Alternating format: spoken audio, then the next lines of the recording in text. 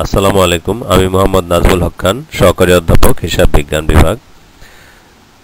উচ্চ মাধ্যমিক শ্রেণীর শিক্ষার্থীদের স্বাগত জানাচ্ছি। আজকে আমরা আলোচনা করব হিসাব বিজ্ঞান দ্বিতীয় পত্রের অষ্টম অধ্যায়ের ব্যয় ও ব্যয়ের শ্রেণী বিভাগ, এই অধ্যায় থেকে। আজকের আলোচ্য বিষয় ব্যয়ের শ্রেণী বিভাগ। মূলত 5টি বিষয়ের উপর ভিত্তি করে আমরা ব্যয়ের শ্রেণী বিভাগ করতে পারি। 1. ব্যবস্থাপনার কার্য অনুযায়ী, ব্যয়ের উদ্দেশ্য অনুযায়ী। 3. ব্যয় আরোপণের সময় অনুযায়ী। 4.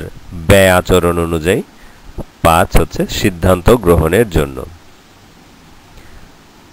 ব্যবস্থাপনা কার্য অনুযায়ী ব্যয়কে আমরা 2টি ভাগে ভাগ করতে পারি।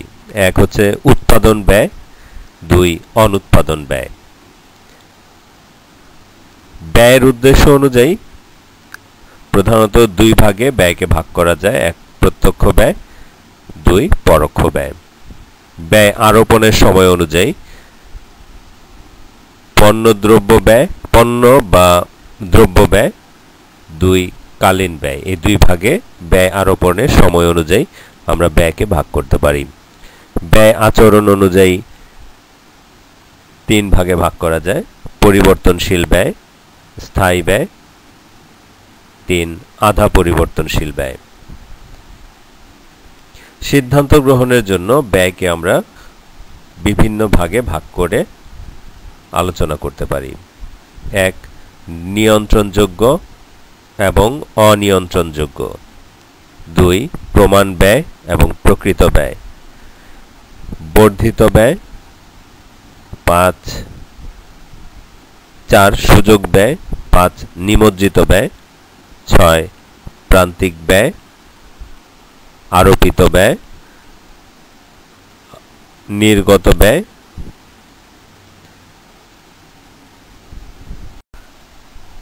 উৎপাদন কার্য অনুসারে ব্যয়ের শ্রেণী বিভাগ। উৎপাদন কার্য অনুসারে ব্যয়কে প্রধানত 2 ভাগে ভাগ করা হয়েছে। উৎপাদন ব্যয় বা পণ্য ব্যয়, আরেকটি হচ্ছে অনুৎপাদন ব্যয় বা কালীন ব্যয়। উৎপাদন ব্যয়কে প্রধানত 2 ভাগে ভাগ করা যায়, প্রত্যক্ষ ব্যয় এবং পরোক্ষ ব্যয়। প্রত্যক্ষ ব্যয়ের মধ্যে যে ব্যয়গুলো অন্তর্গত সেগুলো হচ্ছে প্রত্যক্ষ কাঁচামাল, প্রত্যক্ষ মজুরি, অন্যান্য প্রত্যক্ষ খরচ। যে ব্যয় প্রত্যেকটি পণ্যের জন্য আলাদা আলাদাভাবে চিহ্নিত করা যায় তাকে আমরা প্রত্যক্ষ ব্যয় বলে থাকি। প্রত্যক্ষ কাঁচামাল, যে কাঁচামাল উৎপাদিত পণ্যের প্রধান উপাদান এবং যার মূল্য মুখ্য ব্যয়ের অন্তর্ভুক্ত করা হয় তাকে প্রত্যক্ষ কাঁচামাল বলে।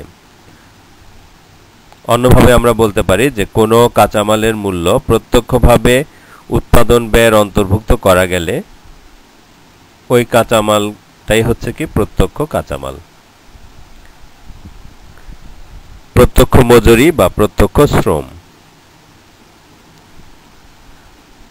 যে সকল কারখানার শ্রমিক কাঁচামাল থেকে কার্য শুরু করে সম্পূর্ণ উৎপাদনের দিকে পণ্য নিয়ে যায় অথবা যারা আংশিক উৎপাদন স্তর থেকে আরম্ভ করে পণ্যটিকে সম্পূর্ণ উৎপাদিত পণ্যে রূপান্তর করে তাদের শ্রমকে আমরা প্রত্যক্ষ শ্রম বা প্রত্যক্ষ মজুরি বলে থাকি। অন্যান্য প্রত্যক্ষ খরচ,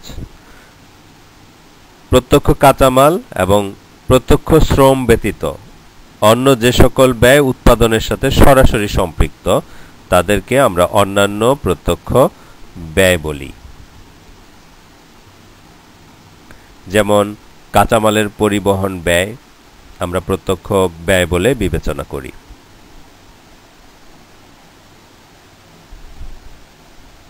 এবার আসা যাক পরোক্ষ ব্যয় নিয়ে আমরা একটু আলোচনা করি। পরোক্ষ কাঁচামাল,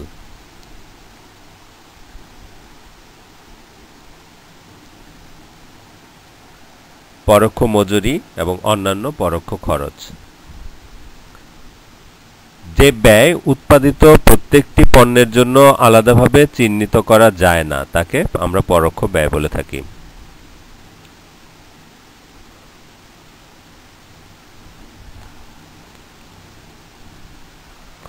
অনুৎপাদন ব্যয় বা কালীন ব্যয়। অনুৎপাদন ব্যয়কে আমরা দুই ভাগে ভাগ করেছি, বিক্রয় ব্যয়, প্রশাসনিক ব্যয়। বিক্রয় ব্যয় অর্থাৎ পণ্য উৎপাদনের পরবর্তী কার্যক্রম হচ্ছে বিক্রয় কার্যক্রম।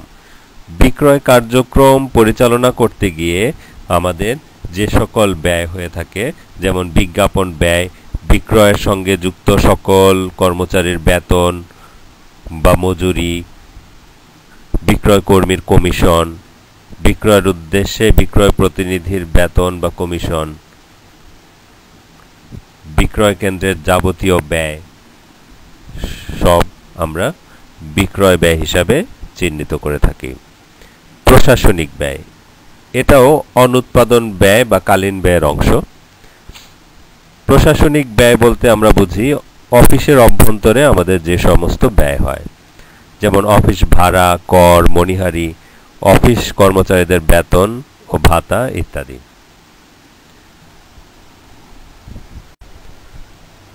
পরবর্তী ক্লাসে আমরা ব্যয় আরোপণের সময় অনুযায়ী ব্যয়ের শ্রেণীবিভাগ অর্থাৎ পণ্য ব্যয় এবং কালীন ব্যয় নিয়ে আলোচনা করব।